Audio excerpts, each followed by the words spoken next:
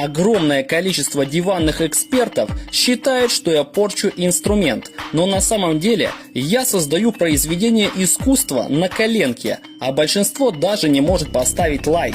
Конечно, если бы я покупал инструмент очень дорого, мне, возможно, было бы жалко испортить его, но весь инструмент, используемый в видео, стоит практически копейки.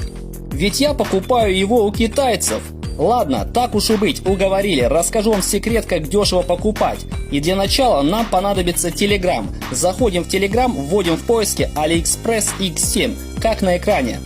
В этом телеграм-канале скидывают товары по цене производителя или на распродажах даже дешевле. Заходи скорее, пока есть доступ к дешевым хорошим инструментам.